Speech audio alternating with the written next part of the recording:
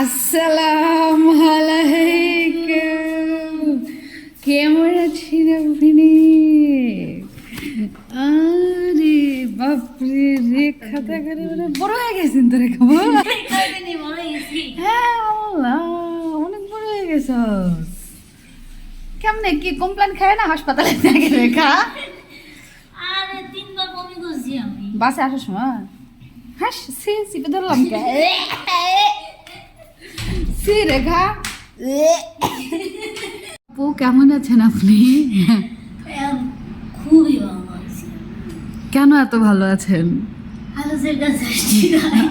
আমরা যখনই এক জায়গায় হই তখনই আমাদের এই পন্ডামিগুলো চলতেই থাকে। রেখা তো মানে খুবই পন্ডামি করতে পারে।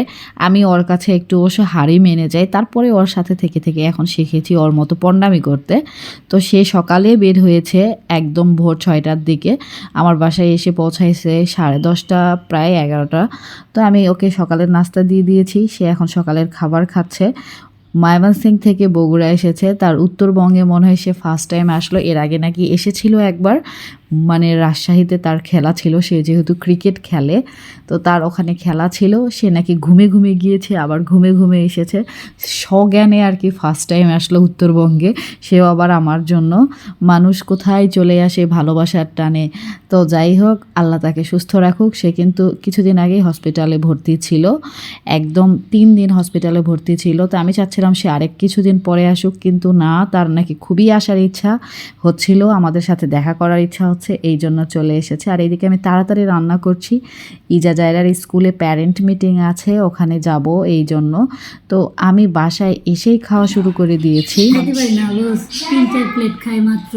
অবশেষে 4 প্লেট রানিং খাইতে পারি না, আমার সাথ নাই। এটা কিন্তু সে মজা করছিল, কারণ সে একদমই বেশি খেতে পারে না, অল্প একটু নিয়ে ওইটুকুই সে নেড়ে চেড়ে কোনো রকমে রেখে দেয়, আর না হলে ওইটা মানে কোনো অনেক কষ্ট করে খায় আর কি। আমার বাসায় আসলে অবশ্য খাবার নষ্ট করে না। আমি একদিন অনেক বকা দিয়েছিলাম, বলছিলাম যে খবরদার যদি খাবার নষ্ট করেন, তার একটা হ্যাবিট আছে, একটু খাবে আর একটু খাবার রেখে দিবে।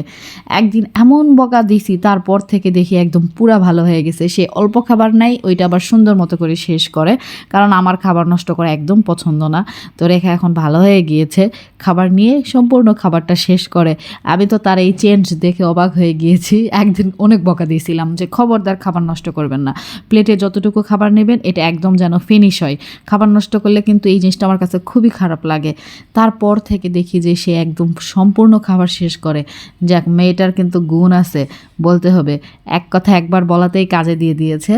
এখন এইদিকে একবার বলাতে কাজে দিয়ে দিয়েছে বললে ভুল হবে, আমি বলেছিলাম এর আগেও অনেকবার, কিন্তু ঝাড়ি মেরে বলেছিলাম একবার লাস্ট, তারপর থেকে আর কি ভালো হয়ে গিয়েছে। আর এইদিকে আমি রান্না করেছি হাঁসের মাংস আর চালের আটার রুটি। তো জায়রা মনির তো হাঁসের মাংস চালের আটার রুটি অনেক পছন্দ, সে একদম গরম মাংসই মুখে দিয়ে দিয়েছে। আর বাচ্চাটা আমার আহারে অনেক জোরে স্যাক খেয়েছে, তাড়াতাড়ি করে ওটা আবার বের করা হইলো।